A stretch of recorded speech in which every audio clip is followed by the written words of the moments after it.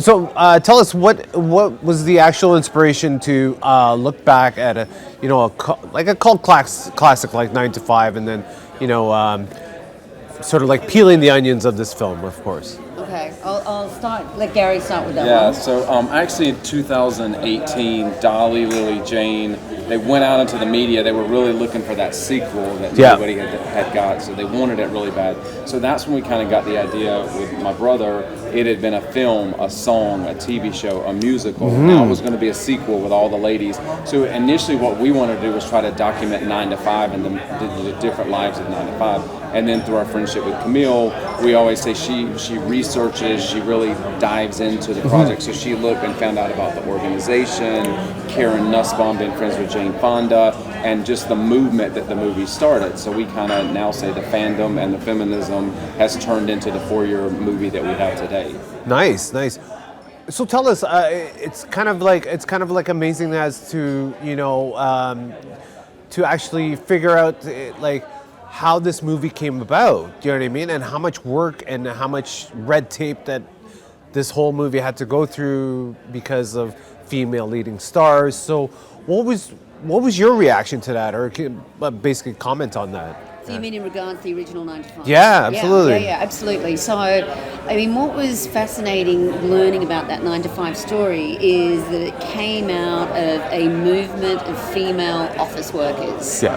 And because those women had been involved in protesting and through the Vietnam War and Indochina Peace Campaign, and they had known Jane through that movement, that when they were talking about, what was happening to them as office workers, Jane was, quite fascinated, and also Bruce Gilbert, and they decided, this could make a really incredible story.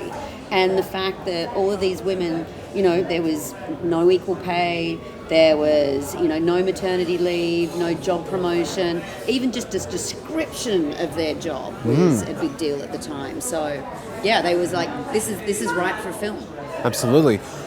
And then it's like, and it's kind of confusing that, to me, like the movie made so much money that year, with its female leading stars, and then you kind of see it. Well, it's sort of like what we talked to before this actually interview. It's like, why didn't they keep on going with this template of like putting female leading stars?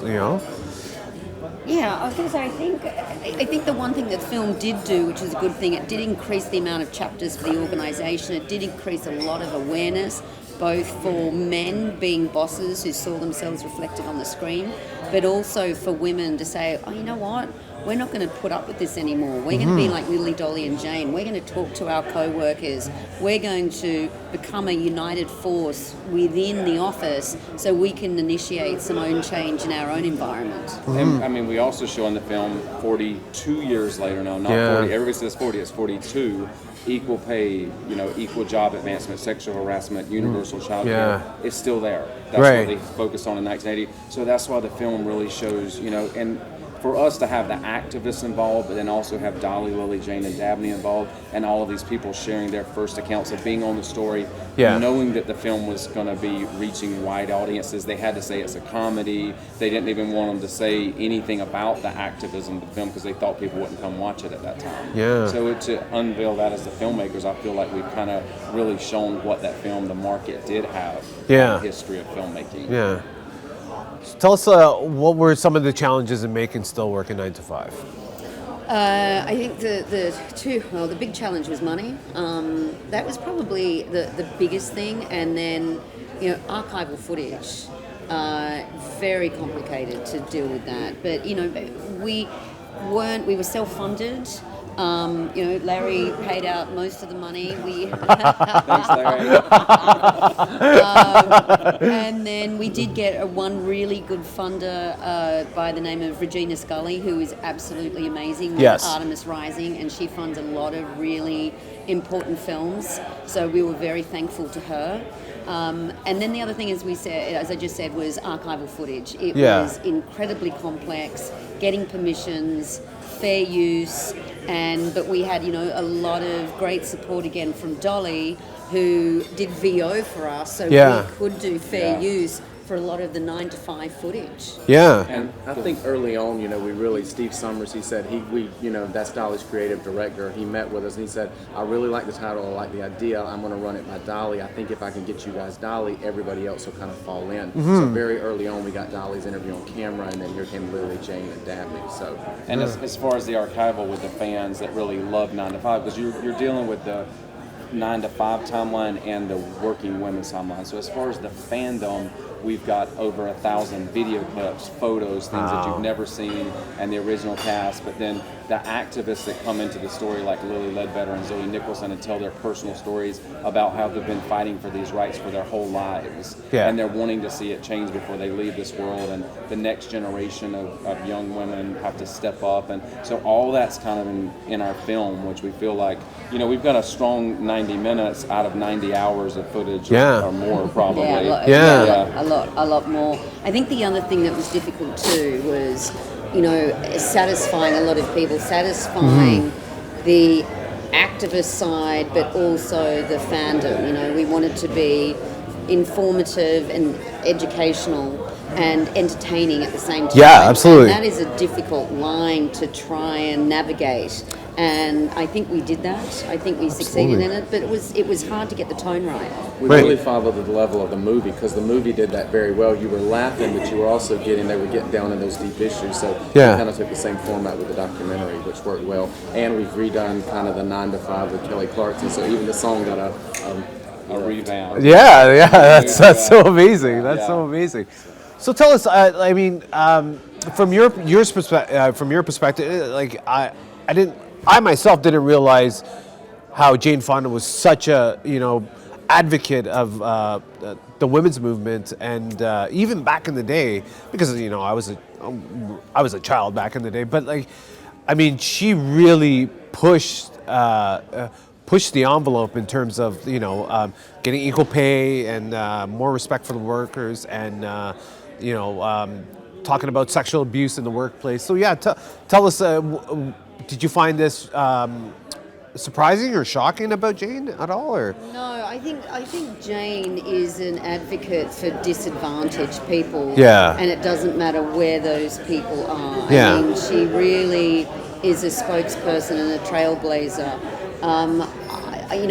I think she's an absolutely fascinating woman, and all of them in their own right. I mean, Dolly isn't political, but Dolly's also being a spokesperson for women as well. I mean, she's been writing songs about the strength of women for a very long time.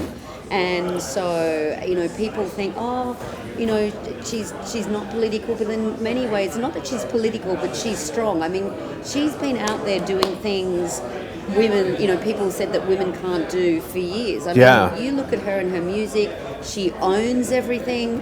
She started an amusement park when everybody said there's no way that a woman could do that, and there's no way that you could create an amusement park in the middle of Tennessee. She did that, and she's been a massive success.